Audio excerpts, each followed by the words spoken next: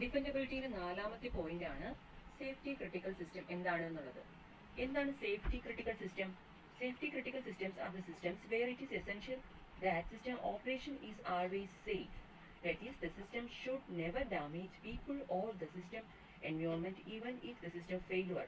System failure ഉണ്ടായിക്കഴിഞ്ഞാലും ഒരിക്കലും പീപ്പിളിനെയോ അതുപോലെ system എൻവയോൺമെന്റിനെ damage ചെയ്യുന്നതാവരുത് system എന്നുള്ളതാണ് സേഫ്റ്റി ക്രിട്ടിക്കൽ സിസ്റ്റത്തിൽ പറയുന്നത്.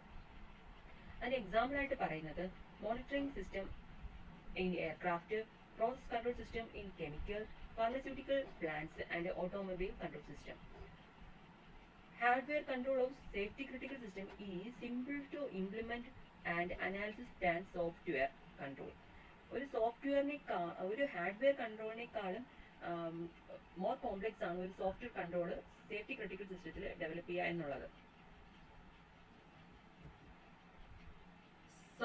Safety critical system fails into two classes. First one is primary safety critical system.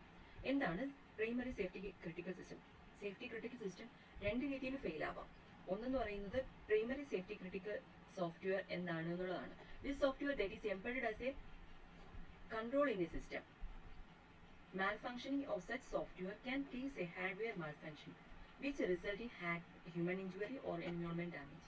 ഒന്നാമത്തെ primary ആയിട്ടുള്ളതില് software എന്ന് പറയുന്നത് ഹാർഡ്വെയർ എംബഡഡ് ചെയ്തു വെച്ചേക്കുന്നതാവാം. ഈ പറയുന്ന സോഫ്റ്റ്വെയറിന്റെ ഡാമേജ് കാരണം ഹാർഡ്വെയർ മാൽഫങ്ഷൻ ചെയ്യുകയും അതുവഴി ഹ്യൂമൻ ഇഞ്ചുറിയും എൻവയോൺമെന്റ് ഡാമേജ് ഉണ്ടാവാനുള്ള സാധ്യതയുണ്ട്. രണ്ടാമത്തേതെന്ന് പറയുന്നത് secondary safety critical system. This is software that can indirectly result in injury. Example of such systems R computer aided engineering design system whose malfunctioning might result in a design fault in the object being designed. ഇതില് പറയുന്നത് ഒരിക്കലും ആ software indirect ആയിട്ടാണ് ഹ്യൂമനോ അല്ലെങ്കിൽ എൻവയോൺമെന്റിനോ injury ചെയ്യുന്നത് എന്നുണ്ടെങ്കിലാണ് അതിന് secondary കാറ്റഗറിയിൽ include ചെയ്യുക. അതിന് എക്സാമ്പിൾ ആയിട്ട് പറയുന്നത് computer aided engineering design systems. അങ്ങനെ ഒരു സോഫ്റ്റ്വെയർ യൂസ് ചെയ്ത് എന്തെങ്കിലും ഡിസൈൻ ചെയ്യുന്നത് വഴി ഉണ്ടാവുന്ന ഒബ്ജക്റ്റിൽ ഉണ്ടാവുന്ന ഫാൾട്ട് പിന്നെ അത് മനുഷ്യരിലോ അല്ലെങ്കിൽ ആ എൻവയോൺമെന്റിനോ കേടുവരുത്തും. നേരത്തെ പറഞ്ഞത് ഒരു സോഫ്റ്റ്വെയർ ഡയറക്റ്റ് ആയിട്ട് ഉണ്ടാവുന്ന മാൽഫങ്ഷൻ ആ ഹാർഡ്വെയറിനെ ബാധിക്കും എന്നുള്ളതും, ഇവിടെ ഉണ്ടാവുന്നത് ഒരു സോഫ്റ്റ്വെയർ വഴി ഡെവലപ്പ് ചെയ്ത ഒരു സോഫ്റ്റ്വെയറിൽ ഉണ്ടാവുന്ന ഒബ്ജക്റ്റിൽ ഉണ്ടാവുന്ന മാറ്റം, അതിലുണ്ടാവുന്ന മാൽഫങ്ഷൻസ് പിന്നെ അത് തിരിച്ചറിയാൻ പറ്റും എന്നുള്ളതാണ്.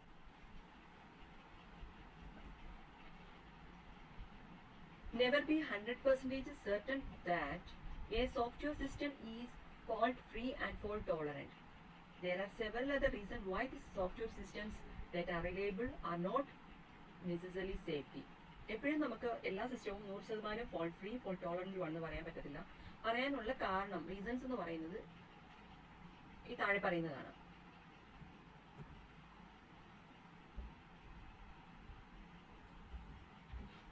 The system specification may be incompleted in that it does not describe the required behavior of the system in some critical solutions.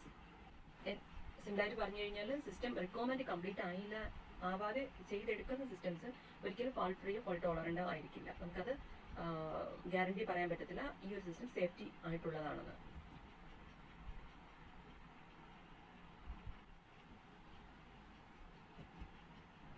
രണ്ടാമത് പറയുന്നത് hardware malfunction may cause the system to behaviour in an unpredictable way and may present the software with an unanticipated environment.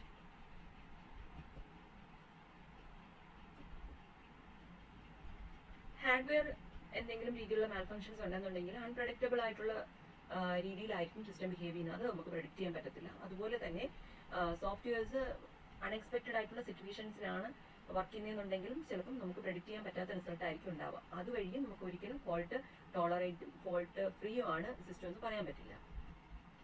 മൂന്നാമത്തേന്ന് പറയുന്നത് system operator may generate inputs that are not individually incorrect but which in some situation can lead to the system malfunction. Operators കൊടുക്കുന്ന inputs individually ചിലപ്പം ഒരിക്കലും incorrect ആയിരിക്കില്ല. പക്ഷെ അത് സിസ്റ്റത്തിലോട് കൊടുക്കുന്ന സമയത്ത് system ചിലപ്പം അത് പ്രോപ്പറായിട്ട് വർക്ക് ചെയ്യാതെ വരാം. അതുവഴിയും സിസ്റ്റം ഫോൾട്ട് ഫ്രീയും സിസ്റ്റം ടോളറൻസും ആയിരിക്കും എന്ന് പറയാൻ പറ്റില്ല.